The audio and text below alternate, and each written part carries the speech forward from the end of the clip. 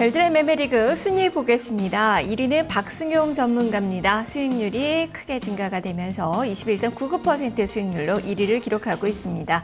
2위는 조용구 전문가입니다. 역시 수익률이 소폭 증가되면서 15.59% 수익률입니다. 3위는 이재호 전문가입니다. 수익률이 5%가량 늘었습니다. 6.03% 수익률로 수익률이 급증하면서 순위도 3계단 뛰어 올랐습니다. 4위는 김정수 전문가로 5.39% 수익률을 기록하고 있습니다.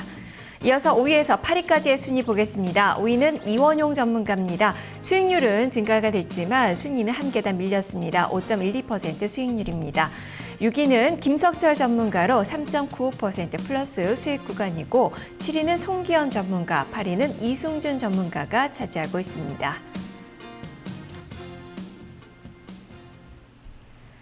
100일 동안 100% 수익률에 도전하는 프로젝트입니다. 시간이 갈수록 전문가들의 수익률이 증가되는 모습이 나타나고 있습니다. 이 중에서도 증가폭이 가장 크게 나타나고 있는 전문가가 있는데요. 바로 이재호 전문가입니다. 이 자리에 나와 있습니다. 전문가님 안녕하세요. 네, 안녕하십니까 이재호입니다. 네, 어제 순위가 많이 뛰셨어요. 3위로 올라서셨는데 어제 매매 어떠셨습니까? 일단 뭐 보유 종목 중에 한 종목이 상한가 들어왔고 DID라는 종목이 한 2주 동안 계속 보였던 종목인데 급등하는 바람에 좀 수익률 순위가 좀 올라간 것 같고요. 전체적으로 일단 종목들 그 수익 챙길 건 챙기고 약간 몇 종목 한 두어 종목 정도 좀 교체 매매 대응한 하루였습니다. 네, 그렇다면 어떤 종목을 보유하고 있는지 종목들 보도록 하죠. 이재호 전문가의 보유 현황 보겠습니다. 현재 이재호 전문가가 보유하고 있는 종목입니다. 4종목을 보유하고 있는데요. 한솔 CSN 25% 비중입니다. 한국타이어 월드와이드 19% 비중으로 현재 소폭의 손실 구간이고요. 그리고 DID 30% 비중 15% 수익이 나고 있는 상황입니다. 네이블 23% 비중으로 기록이 되고 있습니다. 자, 이렇게 종목들 살펴봤는데요. 어제 매수하신 종목 있네요. 어제 역시 매도한 종목도 많았고 수익을 또 실현을 하셨고 한솔 CSN과 한국타이어 월드와이드는 또 매수를 하셨는데요. 이 종목 어떤 관점으로 들어가셨나요? 한국타이어 월드와이드는 워낙 자산 가치가 굉장히 뛰어난 그런 종목이기 때문에 앞으로는 특히나 1월달, 2월달, 연초 같은 경우는 특히 핵심 자회사를 보유하고 있는 종목들의 꾸준한 상승이 이어질 것이다. 그렇게 판단을 해서 이제 매수를 했는데 어제도 큰 재미는 없었고요. 그 다음에 한솔 CSN 최근에 좀 단기적인 조정이 좀 들어왔죠. 그러나 어쨌든 삼성과 연관된 어떤 그 물류 기업으로서의 어떤 부각도 충분히 기대할 만한 그런 자리가 아닌가 싶어서 어제 교체 매매를 진행을 했고요. 그 다음에 DID와 네이블은 그대로 보유하면서 DID는 상한가 같습니다만 네이블 같은 경우는 어제 좀 차익 매물이 좀 들어왔죠. 그러나 어쨌든 간에 네이블 같은 경우도 충분히 최근 출시된 조인에 대한 어떤 기대감은 보너스로 추가 상승을 만들어갈 수 있지 않을까 그렇게 판단을 하고 있습니다. 네, 어제 DID가 상한가를 가긴 했는데 워낙 바닥권이에요. 그렇기 때문에 조금 더 보유하실 생각이 있으신 거죠? 사실은 어제 상한가 갔기 때문에 오늘 급등이 나오면 한번 챙겨주는 게 이제 맞겠죠. 사실 DID가 작년도 10월 달에 급등이 났을 때 싸이 관련주로 부각이 되면서 급등이 나왔습니다. 근데 DID 같은 경우는 실질적으로 삼성전자, 광원, BLU, 특히나 태블릿 PC 쪽에 납품하면서 지속적으로 실적 급증이 이어지는 그런 종목이기 때문에 실질적으로 싸이 관련해서 급등한 부분이 요게 좀 이상한 거고 3,000원대 초중반까지 이제 빠졌다 그러면 굉장히 이 회사의 기업 가치도 굉장히 싸다라고 판단되고 적정 가치는 저는 5,000원에서 6,000원 정도 봅니다만은 그러나 그래도 단기적으로 급등이 나왔기 때문에 오늘 추가적인 어떤 급등의 흐름이 나온다면 한번 챙겨놓고 재매수 시점을 잡아가는 것이 맞지 않을까 그래 보고 있습니다. 알겠습니다. 자, 그럼 오늘 장에 대한 이야기 해보도록 하죠. 자, 오늘 장 체크해봐야 될 포인트들 3가지 화면을 통해서 정리를 해보겠습니다. 하나, 재정절벽 합의로 인한 랠리 지속. 외국인 매매 동향 주목. 중소형주 상승세 지속, 이렇게 3가지 체크포인트 중에서 먼저 첫 번째 재정절벽 합의로 인한 랠리 지속에 대해서 살펴보도록 하겠습니다. 물음표가 달려있네요. 일단 재정절벽 협상이 통과로 인해서 글로벌 증시는 축포를 터뜨린 그 상황이고 우리 증시도 마찬가지로 산뜻하게 새해 증시를 출발을 했는데요. 지속이 되긴 어렵다라는 시각이신가요? 물음표를 좀 다루셨는데 설명을 해주시죠. 뭐 그렇진 않고 그 탄력도나 연속성에서 과연 어제 급등이 나왔죠. 오늘도 또 시가 갭상승이 예상이 되는데 이런 부분들이 연속성으로 지속될 것인가라는 부분에 대한 이제 물음표고요. 어쨌든 간에 뭐 부부 합산 소득 45만 달러 이상 그리고 개인은 40만 달러 이상. 네. 이런 그 조건에 부합하는 사람들은 이제 뭐 세금이 소득세 인상이 되었죠.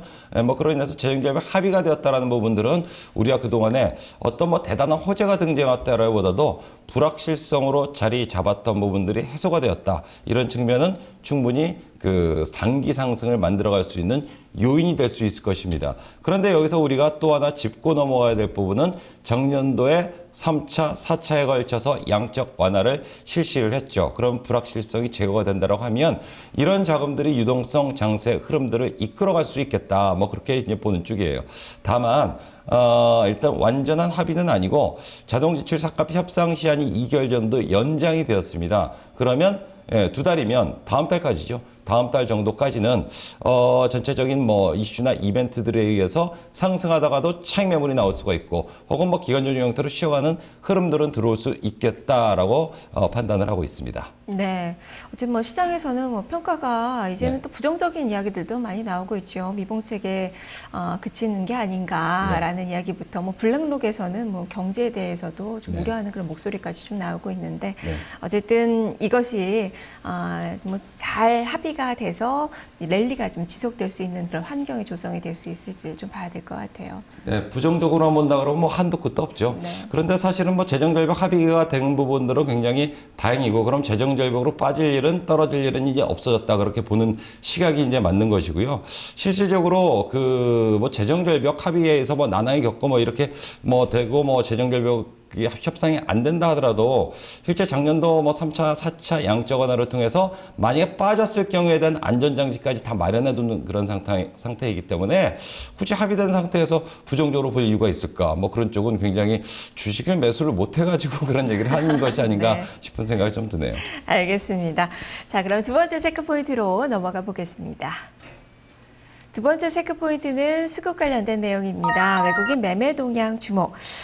지난해 외국인 투자가들 상당히 매수를 좀 많이 보였죠. 12월 달에 3조원가량의 매수세가 좀 들어왔었는데 그러다가 잠시 좀 주춤하다가 어제 4일 만에 또 매수 전환된 모습이 나타났어요. 네, 지속성 좀 기대해 볼 수 있을까요? 일단은 이 부분을 좀 체크를 해봐야 될 것 같습니다. 뭐 실질적으로 이제 특히나 이제 연초 같은 경우는 외국인들이 선물 시장에서의 장악력이 굉장히 더 커질 수 있을 것이다라고 이제 판단을 하고 있고요. 사실은 저도 뭐 재정절벽 이슈에 대한 어떤 뭐 긍정적이라든가 부정적이라든가 이런 부분을 차치하고서라도 일단 수급적인 측면에서 외국인들의 매매 동향에 따라서 휘둘리는 장세가 될 수 있지 않을까 그렇게 판단을 합니다. 어제 같은 경우는 일단 신년 첫 거래일 동안에 해외에서 긍정적인 모멘텀이 들어왔기 때문에 당연히 외국인 매수하는 것은 뭐 당연한 부분이고 그러면 오늘까지도 외국시장, 해외시장 급등이 나왔기 때문에 매수를 한다 가정하고 이번 주 뭐 다음 주부터 외국인들의 동향이 어떻게 가는가 선물과 그리고 선물 동향 그동안 이제 매수 차익 잔고 청산에 나서는 흐름이 나오는지 혹은 선물을 이용해서 실질적으로 국내 그 내부적으로 어떤 차익 매도 물량을 출회시킬 수 있는 패턴 플레이로 갈 수도 있거든요. 그래서 그런 부분들에 대한 우려들은 남아있다. 그래서 지금 지수가 굉장히 1900포인트대로 싼 가격이라고 한다면 이 부분은 크게 개의치 않고 매매 집행을 할 수 있겠습니다만은 2030포인트 오늘 또 올라가면 2000포인트 중반 2000포인트 중반까지 올라가 버리는 그런 상황이라면 역시 외국인들의 매매 동향을 주시하지 않을 수 없겠다. 이것을 받쳐줄 만한 국내의 기관들의 매수세는 굉장히 한정적이기 때문에 외국인들의 매매 동향 역시 지속적으로 체크해 나가지 않을 수 없겠습니다. 네, 일단 뭐 외국인 투자가들의 매수력은 충분하다라는 그런 의견들도 많이 나오고 있지만 뱅가드발 우려도 있고 말씀해 주셨듯이 프로그램에 따른 그런 매매도 많이 좀 주목이 되기 때문에 역시 그 매매 동향을 좀 살펴봐야 될 것 같습니다. 네, 자, 세 번째 체크 포인트 점검을 해보겠습니다. 중소형주 상승세 지속. 사실상 뭐 새해 첫 달 그 효과는 중소형주로 많이 좀 표출이 되잖아요. 하지만 그 최근의 움직임을 본다면 6년 동안에는 또 이런 움직임이 좀 많이 약화가 됐었거든요. 이번에는 어떨까요? 네, 그런데 뭐 항상 뭐 거의 장이 괜찮다라고 큰 이상이 없다라면 연말 연초는 중소형주 상승이 조금 더 도드라진 것이 또 뭐 사실이고요. 조금 전에 첫 번째 이슈와 두 번째 이슈들에 대해서 한번 봤다시피 재정절벽 이슈가 합의되었다라는 부분들은 긍정적이다. 그런데 그것이 가격적으로 이미 급등이 나와버리고 올라와 버린다 그러면은 그 긍정적인 부분이 희석될 수가 있을 것이고 외국인들의 어떤 뭐 선물을 이용한 매매 동향에 따라서 시장 자체가 휘둘리는 그런 흐름들로 가게 된다라고 하면 상대적으로 그 영향력이 적을 수 있는 중소형주에 대한 어떤 베팅이라든가 상승가 충분히 나올 수 있는 그런 장이 되지 않겠나 그렇게 판단을 하고 있고요. 실질적으로 이제 거래소 지수 같은 경우는 이제 2,000포인트대 올라서서 넘어섰습니다. 그런데 작년 하반기 내내 2,000포인트 중반만 2,000포인트만 넘어가면 매물이 나오고 그런 흐름들이 들어오고 있고 이런 학습 효과는 결국 펀드 환매로 이어질 가능성이 있겠고요. 그렇다면 기관들의 매수 여력은 제한적일 수밖에 없겠다. 이런 과정 속에서 외국인들은 언제든지 선물에 대한 좀 강화된 지배력을 바탕으로 해서 시장을 휘두를 수 있다라고 한다면 상대적으로 그런 뭐 어떤 부담에서 자유로울 수 있는 중소형주의 상승세는 뭐 나올 수 있지 않겠나 그렇게 판단을 하고요.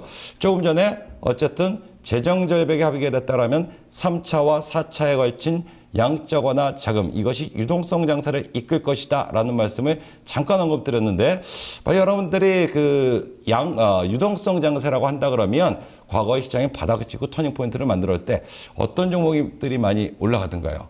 업종이라든가 섹터 불문하고 실질적으로 그동안 시장 악화라든가 혹은 그 업황에 대한 불확실성으로 해서 과도하게 빠졌던 종목군들이 더 탄력적으로 올라가는 경향을 많이 보였습니다. 그러면 상대적으로 수급적으로 자유롭고 그리고 중소형주 같은 경우는 실제 굉장히 많이 빠진 종목들이 굉장히 많이 있습니다. 그렇다면 이런 부분들도 충분히 우리가 접근해야 될 그 포인트가 아닌가 싶고 그렇다면 중소형주 중에서도 그동안의 여러 가지 업황의 부진, 실적의 우려들로 인해서 굉장히 좋은 회사임에도 불구하고 많이 빠진 바닥권에 있는 종목군들은 충분히 1월 달에 랠리를 보일 수 있는 그런 위치에 있지 않겠나 그런 보고 있습니다. 그럼 재평가가 가능하시기다라는 말씀이시네요. 또 네. 신정부가 올해는 출범을 한다는 측면에서 본다면 중소기업 지원에 대해서 약속도 했기 때문에 이런 종목군들의 탄력이 좀 더 강해지지 않을까 싶은 생각도 들고 프로그램 매물에서 또 자유로운 이 중소형주들 좀 매력을 가지고 있지 않나 싶습니다. 자, 이렇게 체크포인트들을 들어봤는데요. 자, 오늘 장 매매 전략 어떻게 세우고 계신가요? 네, 첫 번째는 이제 경기 관련주의 순환 흐름 접근입니다. 어제 같은 경우는 다 같이 올랐습니다. IT도 올랐고, 그 다음에 낙폭과대 화학, 조선, 건설 이런 쪽 섹터들도 상승 흐름들을 탔고요. 다 자동차 정도만 좀 조정이었는데, 어쨌든 경기 관련주 쪽, IT와 낙폭과대 소재 쪽, 이쪽도 지속적으로 상대적으로 덜 오른 종목 중심으로 해가지고 추가 상승 시도가 나올 가능성이 있지 않을까 그렇게 판단을 하고, 단기적으로 좀 올라온 종목군으로 오늘 상승 출발했다가 차익 매물들은 또 언제든지 들어올 수 있겠죠. 그래서 상승폭이 어제 대비 얼마나 좀 덜 올라갔느냐라는 종목들이 오늘 장 좀 유망하지 않을까 그렇게 판단을 하고 있고요.